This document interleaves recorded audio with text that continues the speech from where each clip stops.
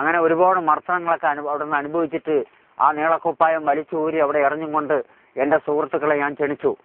അതായത് എൻ്റെ കൂടെ വരുന്നവർ വാ, നമ്മൾ യഥാർത്ഥമായിട്ടുള്ള മതത്തിലേക്ക് പോവുക, അവസാനത്തെ നബീനെ നമ്മൾ പിൻപറ്റണം. അതുകൊണ്ട് നിങ്ങൾ എൻ്റെ കൂടെ വരികയാണെങ്കിൽ പട്ടിണി കിടക്കേണ്ടി വരും, ബുദ്ധിമുട്ട് തരണം ചെയ്യേണ്ടി വരും, മലയും കുന്നുകളുമൊക്കെ കയറി ഇറങ്ങി നടന്ന് നമുക്ക് അതിനു വേണ്ടി പ്രവർത്തിക്കണം.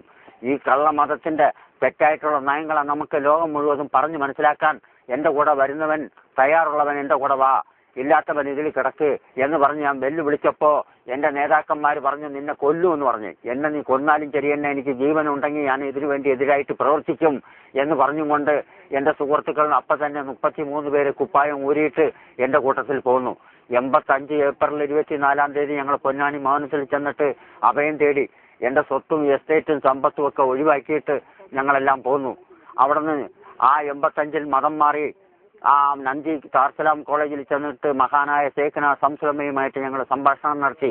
അദ്ദേഹം പറഞ്ഞ ഇതാണ്, നിങ്ങളിങ്ങനെ ഇരുന്നാൽ പോരാ, ഓരോ രാജ്യത്തും ചെന്നും കൊണ്ടായിട്ട് തെറ്റായിട്ടുള്ള നയങ്ങളും അതിൻ്റെ ആ ഇതുകളൊക്കെ പറഞ്ഞ് മനസ്സിലാക്കണം, നമ്മുടെ ആളുകൾ ഒറ്റൊരെണ്ണം മറ്റേ പോകരുത് എന്ന് പറഞ്ഞ് നിർദ്ദേശം തന്നിട്ടുണ്ട്. എൻ്റെ സഹോദരന്മാർ, ഞാൻ ഇവിടെ നിന്ന് നേരെ പോയിരുന്നത് നേരെ തിരുവനന്തപുരം ജില്ലയിൽ മുസ്ലിമായിട്ട് ജീവിക്കാത്ത ഒരു നാടുണ്ട് തിരുവനന്തപുരം സൈഡിൽ നിന്നുള്ള ചില സ്ഥലങ്ങളിൽ. അവിടെ വന്ന് മുസ്ലിം ഒരു സ്ത്രീനെ കാണണമെങ്കിൽ അത് മുസ്ലിമാണെന്ന് അറിയണമെങ്കിൽ അവരുടെ വീട്ടിൽ ചെല്ലണം. അങ്ങനെയുള്ള സ്ഥലങ്ങളിലൊക്കെ ഞങ്ങൾ ചെന്നു, അവർക്ക് ക്ലാസ് എടുത്തു, അതിനു വേണ്ടി ഞങ്ങൾ പ്രവർത്തിച്ചു. പക്ഷെ അത് കഴിഞ്ഞതിന് ശേഷം ഞങ്ങൾക്ക് കിട്ടിയിട്ടുള്ള നേട്ടം എന്താ? അതായത് നെടുമങ്ങാട് താലൂക്കിലും അതേമാതിരി കുളത്തൂപ്പുഴ ആ സൈഡിലും പൊന്നല്ലൂർ സൈഡിലും ആ സൈഡിലൊക്കെ കൊല്ലം ജില്ലയിൽ നിന്ന് എനിക്ക് 5-6 ക്രിസ്ത്യൻസിനെ, നല്ല വിദ്യാഭ്യാസമുള്ള ക്രിസ്ത്യൻസിനെ പൊന്നാനി മൗനത്തിലേക്ക് കൊണ്ടുവരാൻ അവർക്ക് ക്ലാസിൻ്റെ പ്രകാരമായിട്ട് എനിക്ക് നിർദ്ദേശം കൊടുക്കാൻ കഴിഞ്ഞു. അന്നും എൻ്റെ ജീവനെ ഞാൻ അള്ളാഹുവിൻ്റെ അടുത്ത് ഏൽപ്പിച്ചും കൊണ്ട് അള്ളാഹു കണക്കാക്കിയെടുത്ത് എനിക്ക് മരണമുണ്ടാവും എന്നുള്ള ധൈര്യത്തോടു കൂടി ഞാൻ ആ ശത്രുക്കളുടെ ഇടയിൽ അവരെ വെല്ലുവിളിച്ചുകൊണ്ട് നടന്നു. പക്ഷേ അത് കഴിഞ്ഞതിന് ശേഷം ഞാൻ ഇടുക്കി ജില്ലയിൽ വന്നു. ഇടുക്കി ജില്ലയിൽ വന്നിട്ട് ഞാനും അവനുമായി അവിടെ വന്നിട്ട് നല്ലോണം പ്രവർത്തിക്കുന്ന മാത്രമല്ല, എന്നെ കാണാൻ പല ക്രിസ്ത്യാനി സഹോദരന്മാരൊക്കെ വന്നിരുന്നപ്പോൾ അവരെ എല്ലാവരെയും ഞാൻ ഒന്നിച്ച് ക്ഷണിച്ചും കൊണ്ട് ഒരു സ്ഥലത്ത് വെച്ചും കൊണ്ട് ഞാൻ ക്ലാസ് എടുത്തു. അവിടെ കുറഞ്ഞ ന്യൂനപക്ഷമായിട്ടുള്ള മുസ്ലിങ്ങളുള്ള സ്ഥലങ്ങളിലാണ് ഭൂരിപക്ഷമായിട്ടുള്ള ക്രിസ്ത്യൻസിൻ്റെ ആ ചെറുപ്പക്കാർ എന്നെ കാണാൻ വന്നിരുന്നത്, എന്നെ അറിയുന്നവരാണ്. അങ്ങനെ അവരെ വെച്ച് ക്ലാസ് എടുത്തിട്ട് എനിക്കെന്താ നേട്ടം കിട്ടി? എനിക്ക് കിട്ടിയത് യഥാർത്ഥമായിട്ട് കുറച്ച് പേരെ ഇസ്ലാമിലേക്ക് കൊണ്ടുവരാൻ കഴിഞ്ഞു. അതാണ് എനിക്ക് കിട്ടിയിട്ടുള്ള ഏറ്റവും വലിയ നേട്ടം.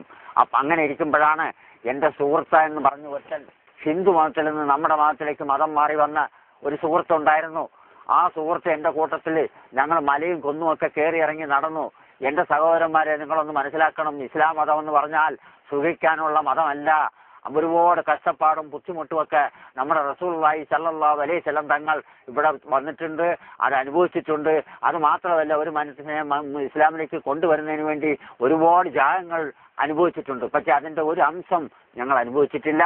പക്ഷെ ഞങ്ങൾ മലയും കുന്നുമൊക്കെ കയറി, സംഗതി ശരിയാണ്, അവനും ഞാനുമായിട്ട് മലയും കുന്നുമൊക്കെ കയറി റോട്ടിലുള്ള കപ്പ പറിച്ചു കൊണ്ടുവന്നുകൊണ്ട് റോഡ് സൈഡിലിട്ട് ചുട്ടു തിന്നും കൊണ്ട് കാട്ടാറ്റിലെ വെള്ളവും കുടിച്ചും കൊണ്ട് ഞങ്ങൾ അത്രത്തോളം പ്രവർത്തിച്ച് അങ്ങനെ അവൻ 40 ഹിന്ദു കുടുംബത്തിന് നമ്മുടെ ഇസ്ലാമിലേക്ക് അവൻ കൊണ്ടുവന്നു.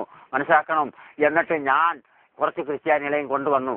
അത് ഇരിക്കുന്ന കഴിഞ്ഞതിന് ശേഷം 1987 അതായത് 87 വെച്ചും കൊണ്ട് ഞങ്ങളെല്ലാം ഒന്നായിട്ട് ഇവിടെ ഇതേ കേരളത്തിൽ വന്ന് മലപ്പുറം ജില്ലയിൽ വന്നും കൊണ്ട് ഓരോ സ്ഥലത്തും പ്രവർത്തിച്ചു. ഒരു ഫാദർ അലവിയുണ്ട്. എൻ്റെ സഹോദരന്മാർ ഒന്നിച്ച് മനസ്സിലാക്കണം. നിങ്ങൾ ഇവിടെ ഉള്ളവർക്കും അറിയാം, ഫാദർ അലവി എന്ന് പറഞ്ഞാൽ മലപ്പുറത്ത് ഒതുക്കങ്ങൽ എന്ന് പറയുന്ന സ്ഥലത്തുള്ള അറബി മുൻഷിയാണ്. പട്ടിക്കാട് ജാമിയ എന്നൊരു കാലത്ത് അതായത് മഹാനായ ശൈഖ്ന സംസ്ലമ പുറത്താക്കിയതാണ്. അന്ന് ഞാൻ അവന് പണം വാരി കൊടുത്തും കൊണ്ട് ഞാനായിരുന്നു അവന് മാമൂദീസാമുക്ക് ക്രിസ്ത്യൻസ് ആക്കിയത്. അങ്ങനെ കൊണ്ടുവന്നിട്ട് അവന് ആ ജർമ്മനിയിലേക്ക് വിട്ട് 2 കൊല്ലത്തെ കോഴ്സ് നേടിയിട്ട് ഫാദറായിട്ട് മഞ്ചേരി മർക്കസിൽ വിസാറ ഉണ്ടാക്കി അവിടെ വെച്ചു. എന്തിനു വേണ്ടി? മുസ്ലിങ്ങളെ പിടിക്കാൻ വേണ്ടി. അതായത് ജർമ്മനിയിൽ നിന്ന് 1.25 ലക്ഷം രൂപ മാസം തോറും അവൻ്റെ പേർക്ക് ഇപ്പോഴും വന്നുകൊണ്ടിരിക്കുകയാണ്. അത് വെച്ച് അവൻ സൂഹിക്കുകയായിരുന്നു. എന്നാൽ അവനെ എടുക്കാൻ മാത്രം എനിക്ക് കിട്ടിയിട്ടില്ല. കാരണം എന്തെന്ന് പറഞ്ഞാൽ എല്ലാ കാര്യങ്ങളിലും ഞാൻ വിജയിച്ചു. പക്ഷേ എനിക്ക് എൻ്റെ കുടുംബത്തിൽ ഞാൻ തോറ്റല്ല, അവിടെ എനിക്ക് വിജയം തന്നെ. എന്തുകൊണ്ട്? എൻ്റെ സമ്പത്ത് എനിക്ക് തരാൻ മടിച്ചിട്ട് എൻ്റെ കുടുംബത്തിലുള്ള എൻ്റെ സഹോദരങ്ങളും കുടുംബക്കാരൊക്കെ, ഞാൻ പൊന്നാനി മൗനത്തിൽ സുന്നത്ത് ചെയ്തിട്ട് മാർക്ക കല്യാണം ചെയ്ത് സുന്നത്ത് മുറിയിൽ കിടക്കുമ്പോഴാണ് ഞാൻ മരണപ്പെട്ടു പോയെന്ന് പറഞ്ഞ് എന്നെ അടിയന്തരം കഴിച്ചത്. എനിക്കത് പ്രശ്നമല്ല. എൻ്റെ സ്വത്ത് പോയാലും ഞാൻ അവസാനം മരണപ്പെട്ടാൽ എനിക്ക് നല്ല വഴി കിട്ടും എന്നുള്ള വിശ്വാസത്തോടു കൂടിയാണ് ഞാൻ അതെല്ലാം ഒഴിവാക്കിയിട്ട് നിൽക്കുന്നത്. രണ്ടാമത് ഞാൻ ഫാദർ അൽബിയുടെ അടുത്ത് പല പ്രാവശ്യം ഉപദേശിച്ചു, നീ തോബ ചെയ്ത് മടങ്ങിക്കോ, മടങ്ങിയ അള്ളാഹു താല സ്വീകരിക്കും, അതുകൊണ്ട് നീ നല്ല കാര്യത്തോടെ ഇങ്ങോട്ട് വാ എന്ന് പറഞ്ഞപ്പോൾ അവൻ കേട്ടില്ല. അങ്ങനെ ഇരിക്കുമ്പോ കോഴിക്കോട് പുതിയങ്ങാടി മഹാനായ ശേഖന സംസ്ലമയുടെ ആ മക്കാമിൽ ചെന്നിട്ട് അദ്ദേഹത്തിന്റെ കബർസ്ഥാനത്തിൽ ചെന്ന് സലാം ചൊല്ലി അദ്ദേഹത്തിന്റെ തലയ്ക്ക് ചവിട്ടിൽ ഇരുന്നു കൊണ്ട് ഞാൻ നിലവിളിച്ചു, കരഞ്ഞു. അതേമാതിരി ഒരുപാട് സങ്കടങ്ങളൊക്കെ അവിടെ വിളിച്ചു പറഞ്ഞു. എല്ലാ കാര്യങ്ങളും ഉസ്താദ് പറഞ്ഞ് ഞാൻ ചെയ്തു. ഫാദർ അലവിനെ അവിടെ നിന്ന് പൊക്കാൻ എനിക്ക് കഴിഞ്ഞിട്ടില്ല എന്ന് പറഞ്ഞ് നിലവിളിച്ച് വന്ന് 2 ആഴ്ച കഴിഞ്ഞപ്പോഴാണ് മിസ്റ്റർ ഫാദർ അലവിക്ക് വന്നിട്ട് ഒരു പെൺകേസിൽ പെട്ട് അവൻ പെൺകേസിൽ കുടുങ്ങിയത്.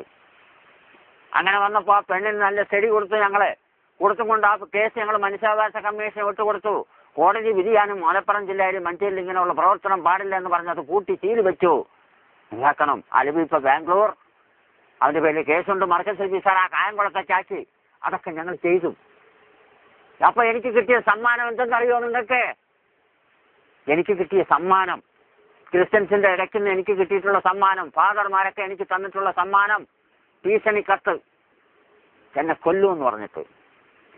അതിന് ഞാൻ പേടിച്ചിട്ടില്ല. പേടിക്കേണ്ട ആവശ്യം എനിക്കില്ല. കാരണം കള്ളത്തനം ഇവിടെ വന്നിട്ടുള്ള 1,24,000 ചെല്ലുവാൻ അമ്പ്യാക്കന്മാരില് ലാഗൽ അക്കറിൽ ആസൽ അഹൂദ സാനൽ മഹർദിൽ ഊസൽ മുക്കൂസി അക്കറി ഈസൽ മുക്കൂസ ഈഹ സാനൽ ലഹാദി അക്കറിയ ലാദൽ ഈസ. മനസ്സിലാക്കണം.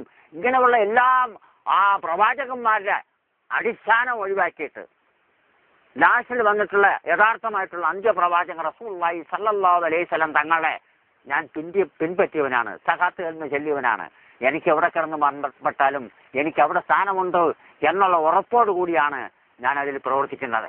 ഒന്ന്. രണ്ടാമത്തെ ഐറ്റത്തിൽ ഇവിടെ നിങ്ങൾക്ക് മനസ്സിലാക്കണം, ഇവിടെ ആദം നബി അലൈഹി സ്വലാമിനെ ഇവിടെ മണ്ണ് കൊണ്ട് സൃഷ്ടിച്ച് എത്രയോ വർഷങ്ങൾക്ക് മുമ്പ് റസൂലുള്ളാഹി സ്വല്ലല്ലാഹു അലൈഹി വസല്ലം തങ്ങളുടെ ആ പ്രകാശം നക്ഷത്ര വടിവത്തിൽ അവിടെ ക്ലിയർ ചെയ്തിട്ടുള്ളതായിട്ട് പഴയ ഗ്രന്ഥങ്ങളിലൊക്കെ നോക്കിയാൽ കാണാം. അതൊക്കെ വെച്ചുകൊണ്ട് തന്നെയാണ് ഇതെല്ലാം ശരിക്കും മനസ്സിലാക്കി പഠിച്ചും കൊണ്ട് തന്നെയാണ് ഇസ്ലാം മതമേതാ മറ്റ മതമേതാ എന്നുള്ള ഉദാഹരണത്തോടു കൂടി ഞങ്ങൾ ഇതിലേക്ക് പോകുന്നത് തന്നെ. മനസ്സിലാക്കണം. അത് പ്രവർത്തിച്ചു കൊണ്ടിരിക്കുന്നു, പ്രവർത്തിക്കും. ഇനി ഏത് കാലത്തും പ്രവർത്തിക്കാൻ ഞങ്ങൾ തയ്യാറായിട്ടിരിക്കുകയാണ്. അത് മാത്രമല്ല എൻ്റെ സഹോദരന്മാരെ, നമ്മളെല്ലാവരും ചേർന്നും കൊണ്ട് ഇസ്ലാം മതത്തിന്റെ രീതി, ഒരു മനുഷ്യന് ഇസ്ലാമിലേക്ക് നമ്മൾ കൊണ്ടുവന്നാലോ, ഇസ്ലാമിന് വേണ്ടി ക്ഷണിച്ചാലോ, ഇസ്ലാമിന് വേണ്ടി പ്രവർത്തിച്ചാലോ നമുക്ക് കിട്ടുന്ന കൂലി ഏറ്റവും വലിയ കൂലിയാണ്. അത് നമ്മൾ മറക്കരുത്. അതാണ് നമുക്ക് വേണ്ടത്. അത് നിങ്ങൾ ചെയ്യണം, ചെയ്തും കൊണ്ടിരിക്കണമെന്ന് മാത്രമേ എനിക്ക് നിങ്ങളടുത്ത് പറയാനുള്ളത്. അത് മാത്രമല്ല, നമ്മളുടെ ഓരോ കാര്യങ്ങളും എവിടെയാ കിടക്കുന്നെന്നുള്ളത് ചിന്ത നിങ്ങൾ ഓരോരുത്തരും മനസ്സിലാക്കണം. ഒന്ന്. രണ്ടാമത്തെ ഐറ്റത്തിൽ നമുക്ക് നിങ്ങളടുത്തൊക്കെ എനിക്ക് ഉപദേശിക്കാനുള്ള ഒരു കാര്യം കൂടെ ഉണ്ട്. കാരണം ഞങ്ങളൊക്കെ വന്നത് ഒന്നുമില്ലാതെ അല്ല. ഞങ്ങൾക്ക് ഇഷ്ടം പോലെ സമ്പത്തുണ്ട്, സ്വത്തുണ്ട്, പണമുണ്ട്, എൻ്റെ കുടുംബത്തിൽ എല്ലാവരും ഉണ്ട്. പക്ഷേ എന്തുണ്ടായിട്ടും മനസ്സിന് സ്വസ്ഥതയില്ല. എന്തുകൊണ്ട് സ്വസ്ഥതയില്ലാത്തത്? എന്തുകൊണ്ട് സ്വസ്ഥത കിട്ടാത്തത്?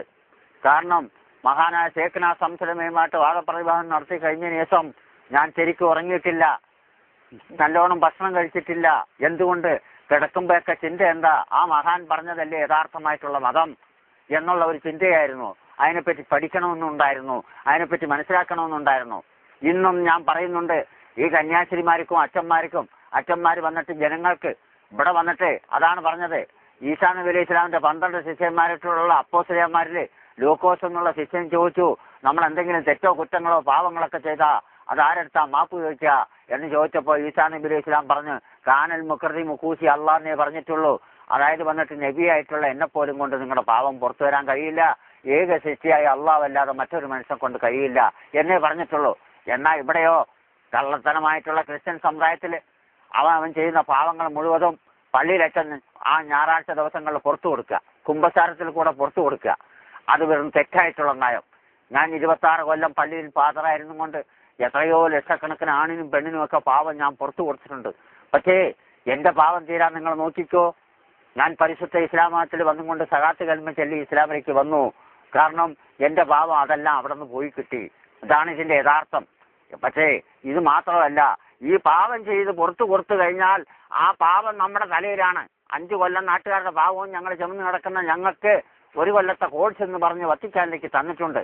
മാർപ്പാപ്പാനെ കാണാൻ ലോകം മുഴുവനുമുള്ള റോമൻ കത്തോലിക്കരുടെ ചെറിയ ദൈവമെന്ന് അറിയപ്പെടുന്ന ആ മാർപ്പാപ്പയടുത്ത് അവിടെ ചെന്ന് കഴിഞ്ഞാൽ അദ്ദേഹം ഞങ്ങളുടെ തലയിൽ കൈവച്ച് അനുഗ്രഹിച്ച് ആശീർവദിച്ചു കഴിഞ്ഞാൽ ഞങ്ങളുടെ തലയിലുള്ള പാവമൊക്കെ മൂപ്പരുടെ തലയിൽ പോകുമെന്നാണ് സങ്കല്പം.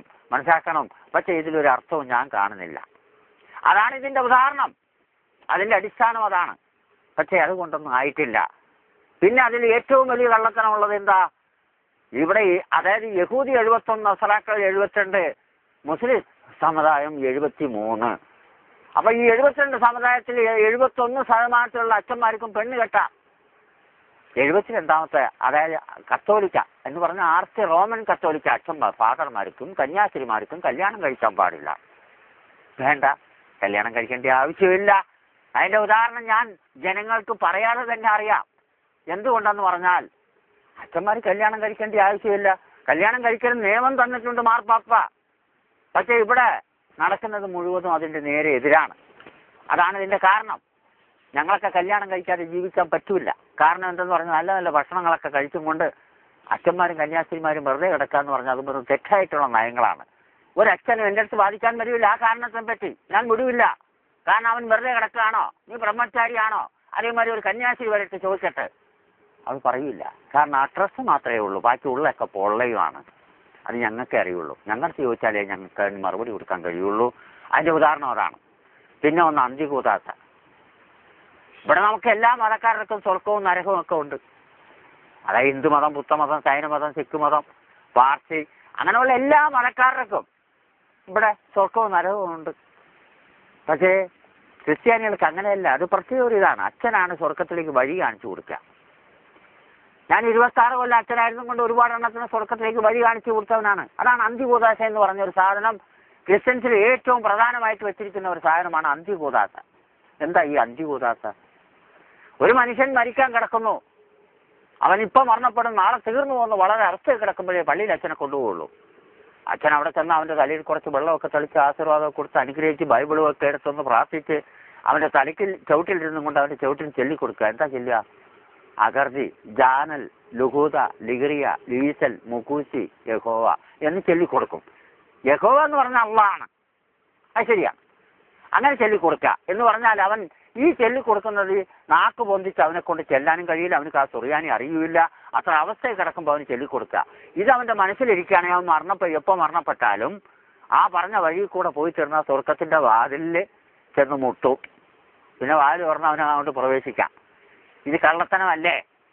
ഈ കള്ളത്തനം ഞാൻ ഒരുപാട് കൊല്ലം, 26 കൊല്ലം ഞാൻ അത് ചെയ്തവനാണ്. ഞാൻ എൻ്റെ സഹോദരന്മാരെ, ഇടുക്കി ജില്ലാ മുതൽ പല സ്ഥലങ്ങളിലും ഞാൻ പല രാജ്യത്തും ഫാദറായിരുന്നു കൊണ്ട് ഒരുപാട് ആണിനും പെണ്ണിനും കുട്ടികൾക്കും ഒക്കെ സ്വർഗത്തിലേക്ക് വഴി കാണിച്ചു കൊടുത്തവനാണ് ഈ മുണ്ടക്കൻ ഇബ്രാഹിം. പക്ഷെ പോയവൻ്റെയൊക്കെ സ്ഥിതിയൊന്നും എനിക്കറിയില്ല. അള്ളാഹു